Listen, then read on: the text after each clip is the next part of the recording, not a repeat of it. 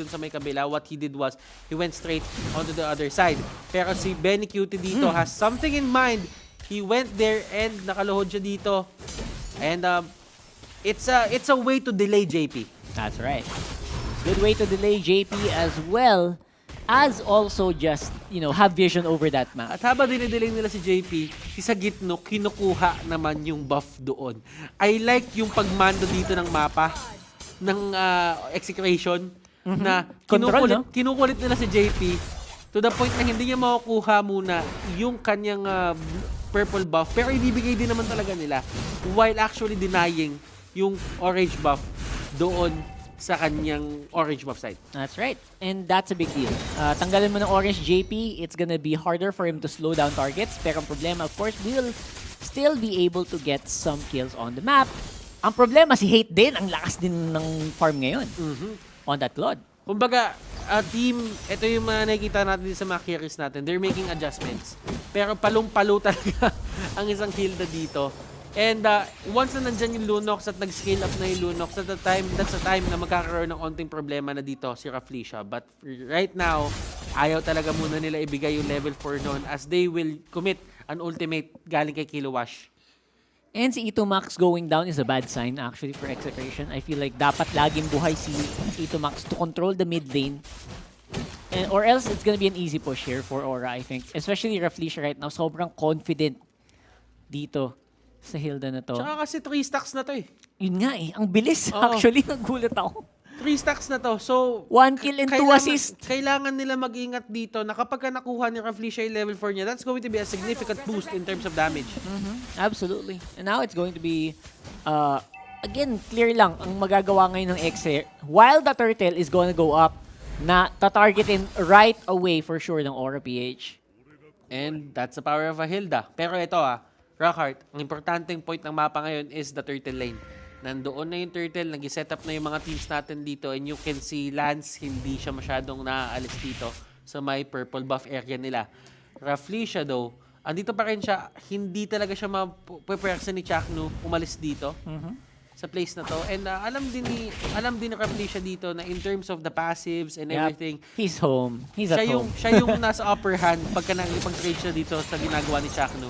And look at this, another kill for Kilowash. Pero another stack na naman for Rafflesia din. And the Benny Cutie Raging Sandstorm 2v1 lang naman. JP Phantom Execution nagalawan. Grabe naman. Talaga ang teamwork talaga nitong dalawang to. Hindi mo talaga mapapatawad. Grabe yung Blazing Duet.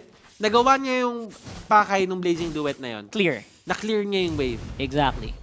Although, kamuntikan ay nakita natin damage output na ginawa ni Greed dito. Greed, he gets caught out. Yung Eto sipa na. dito kay Rafflesia, Kilowash, andito para umalalay. Pero ang sakit sa ulo talaga ng isang Hilda.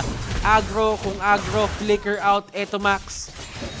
Pero doon sa baba, may Balmon tayo nagpo-push. And that's going to be the turtle going to the side of Rafflesia. Parang dalawang bully nagsama eh, no? Si Hilda tsaka si Ruby. Hindi mo siya basta-bastang mapapatay, tapos hihila-hilain ka lang, hahampas-hampasin ka lang ng mga malalaking weapon na dala nila. So talaga naman. And the problem is, for Aura PH, si Hate nakakalibre pa rin ng resources sa kabilang dako naman ng mapa. Talaga naman. Talaga naman. Si Chak na naman dito, nagkita na naman sa Kita. Rafflesia. Bestie! Besties! Bestie, kamusta ka? Pero sakit. si Chaknu, at least, hindi niya binibigay yung brush na yan. Tama. Ayaw niyang ibigay. He denies the fact na nakukuha na ng Aura to. Kung gusto man ng Aura ng control nun, kailangan nilang paghirapan. Oo. Diba? Pero alam mo, Aura PH, they're getting the game that they want. Ito nga Ito yung game na talagang confident sila na kaya nilang mapanalo as long as yung pacing na to tumuloy-tuloy para sa side nila. Yup, and Greed making it work on the Veil. Pansin mo, hindi siya, he's not getting all the kills, pero somehow he's really helping in controlling the waves at yung controlling yung team fight. Ayaw pumasok ng Exe kasi yung damage output is real from the Veil as well. Nakikita mo na naman dito, ito na naman yung invade factor na yun pinapakita na dito ng side ng Aura PH. Although makukuha ni Hate yung buff niya doon, walang Not Hilda maagaw though. sa kanya. Pero yung Hilda dito, namamahay na talaga. This Namamahay feels na. like home. Yes. This is This is my turf Mamaya, promise, makakatulog na yan dyan. Oo, makita mo, nakahiga na. Hindi, ganun naman talaga pag namamahay, May di ba? kubo na, yung ganun. No? Oh, pero eto, sabi niya, sige, namahay ka. At look at the damage. Isang knock-up lang ang katumbas sa Capricia dito. Gusto siya nawawalang buhay. Siya pa gusto lumaban. Grabe yung Uy, knock-up. counterplay! Hoy! And look at this, the pull from Kilowash. Napa-flicker out siya dito. Tignan natin kung paano ang pacing netong sunod ng mga teamfight na mangyayari. Look at JP, talaga pumasok si na JP, siya dito. galit na Sa galit. Phantom Execution, wala na siyang dash in dito. And that's going to be the punish. Great play from Benny Cutie, realizing na wala nang pangtakas at that point Yep. si JP. Sobrang ganda ng ginawa ng execution doon, going for who we really need to go for. And a big mistake for JP to go chase Hate into uncharted territory na wala silang vision. So, naging problem yon, and Hate was able to get an assist because of that as well. It was just uncharacteristic for JP to go there without backup. And ang ganda naman ng sagot ng Exe doon as well. And Execration making things count. Hate dito has the turtle and level 12 na si Hate. If you would look at the items of Hate dito, I'm pretty sure na nakukuha niya na din yung perfect setup para sa kanya. And there is another pick of Hate dito. Man, oh man, he's just going ham. And grabe yung farm ni Hate dito. Sakit! Naka-turtle pa yan. And another 2v1. Tower goes down as well. Sa bot lane, Execration ngayon, galit na galit. Going for the hunt. Eto na si Chaknu. That was a nice try. Kung nasipa sana niya sa kabilang direction, iba sana ang magiging resulta noon. Pero still, makuha pa rin ng Exe ang Torre sa gitna. At nagbago ang pacing ng story natin dito. Execration, they are leading this again. Kung nakikita nyo, lamang na naman sa kills yung Aura PH dito. Pero in terms of gold, iba ang story. Sila pa rin ang lumalamang. Sila pa rin ang lumalamang. And ito yung sinasabi natin, relentless, perseverance, persistent. Ayaw nilang ibigay ng madali itong laban na to. Sabi nga ni Shinbo, puso. Puso Inupuso talaga ng Kumbaga, Exe. hindi nila susukuan. Yun lang yung isang factor ng Execration na makikita mo para sa side nila na talagang gumagana. Hindi nila sinusukuan basta-basta. Pero Grabe namang pick yun! Chaknu, boy! Sinasabi nga natin, Chaknu. The X Factor. The X Factor. Out of nowhere. By the way, misposition from Greed to go near that bush.